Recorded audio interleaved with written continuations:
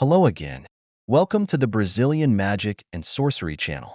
In this video, I will talk about the first Brazilian religion, but it is important to know that we do not have enough evidence to say which religion or spiritual belief that Luzia and her group of hunter-gatherers believed.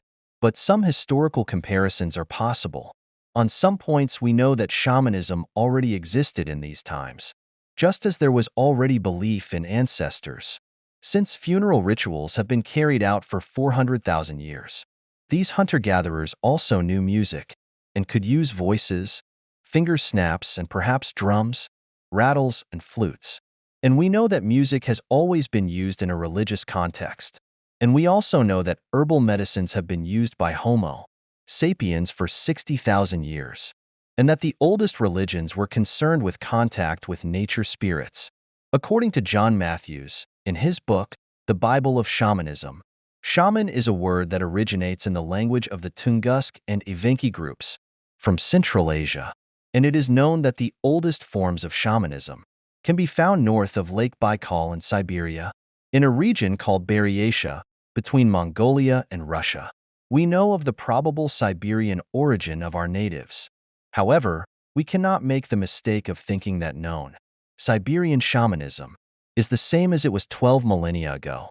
Another point that I have to highlight is that although we know that there were funeral rites at the time of Luzia, her body did not undergo any funeral ceremony.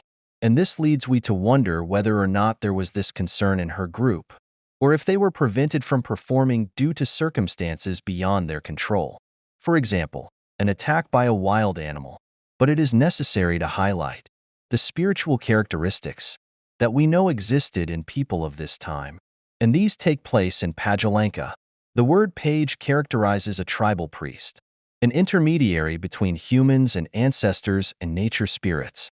He knows rituals, herbs that heal, communicates with spirits and beings called the Enchanted Ones. These Enchanted Ones are similar to the idea of the Celtic Siddhi, or the Norse Alfar, and even the Devas of the Hindus. They are spirits that live in nature, especially in regions not inhabited by humans, but that help and guide the decisions of native peoples. We cannot say that Luzia's group had its shaman.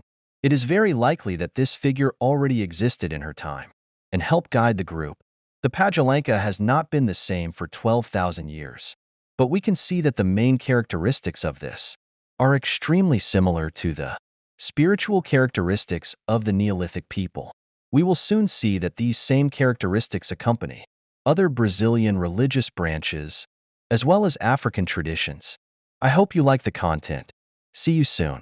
Hail the King's 7 crossroads of the lyre, and may my guardian bless you all.